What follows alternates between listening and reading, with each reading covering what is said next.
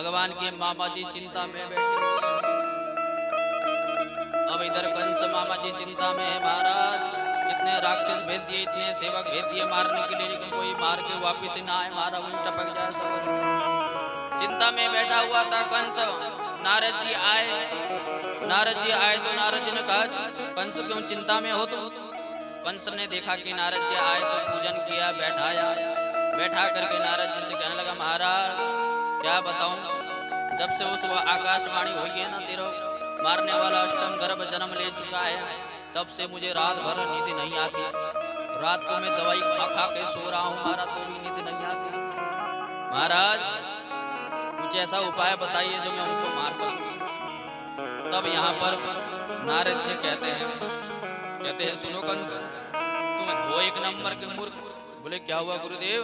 बोले वहां है दो भैया, कृष्ण बलराम, और तुम भेजते हो हर बार एक, तो दोनों भैया मिलकर के उसको ठिकाना लगा देते हैं, तो कहाँ से आएंगे? एक काम करो, अब तुम यहाँ पर एक यज्ञ का आयोजन करो। यज्ञ का आयोजन करो, यज्ञ का आयोजन करो। तो उस यज्ञ में उन ब्रजवासियों को, नंद बाबा को, ग्वाला बाला को, कृष्ण बलराम को, सबको निमंत्रण भेजो। वो आएंगे तो जो यज्ञशाला का गेट होगा वहां पर 2 हाथियों को मदिरा पिला करके खड़ा कर देना। अगर आएंगे तो हाथी उनको दबाकर मार देंगे। एक प्रश्न हाथी से बच गए तो बड़े बड़े तुम्हारे जो पहलवान है ये मार डालेंगे कृष्ण बलराम को। अगर एक प्रश्न इनसे भी बच गए तो फिर तुमसे बचकर कहाँ जाएंगे, तुम ही मार डालना। जब नारद जी ने कंस को ऐसा ज्ञान दिया तो कंस को ज्ञान हो गया। ध्यान से सुनना, कंस को ज्ञान हो गया। नारद जी तो ज्ञान दे करके चले गए यहाँ से। अब महाराज कंस विचार करने लगा, अब मैं निमंत्रण देने के लिए किसको भेजूं? तो यहाँ पर कंस ने धनुष यज्ञ का आयोजन रखा। धनुष यज्ञ का आयोजन रखा और सबको निमंत्रण दिया। और ब्रज में निमंत्रण देने के लिए श्री अक्रूर जी को बुलाया, क्योंकि भगवान के चाचा जी है अक्रूर जी। अक्रूर जी को बुलाया। अक्रूर जी को बुला करके कंस ने कहा, महाराज तुम ब्रज में जाओ, जा करके कृष्ण बलराम और नंद बाबा सबको निमंत्रण दे करके आओ। कहा तो अक्रूर जी विचार करने लगे, अगर मैं इसको मना कर दूंगा तो ये मुझे मार डालेगा। तो यहाँ पर अक्रूर जी ने स्वीकार कर लिया। अब महाराज निमंत्रण को लेकर के अक्रूर जी वृंदावन की ओर चल पड़े।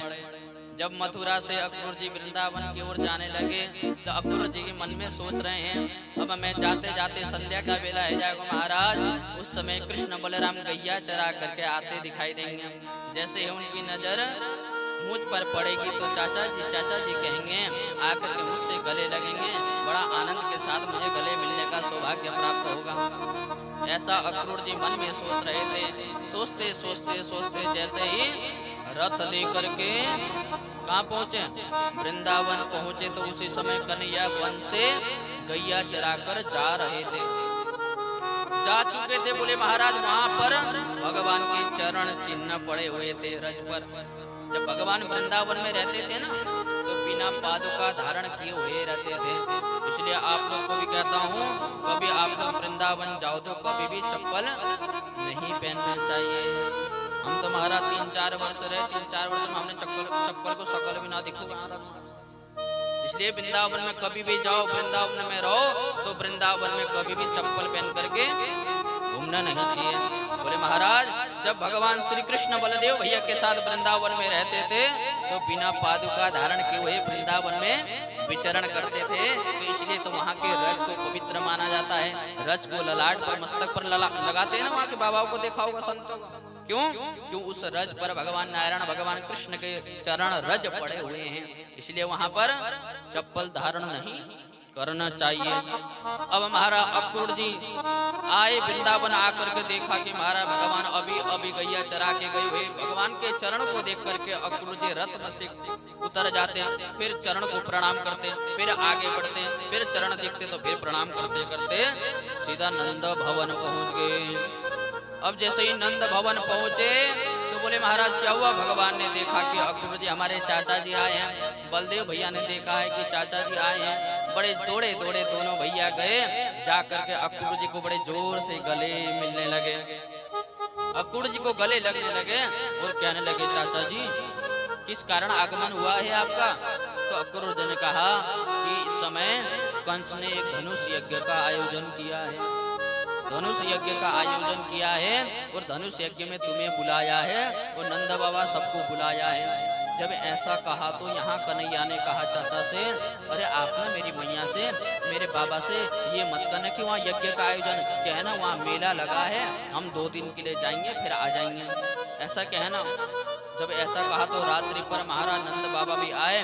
नंद बाबा ने भी अक्रूर जी को बैठा करके पूजन किया और कहने लगे, महाराज जी किस कारण आगमन हुआ है? अब जैसे ही यहाँ पर अक्रूर जी ने कहा कि कंस ने मथुरा में एक मेला का आयोजन किया है, आप सभी को निमंत्रण भेजा है। जैसे ही यशोदा मैया को पता चला कि मेरो कन्हैया कल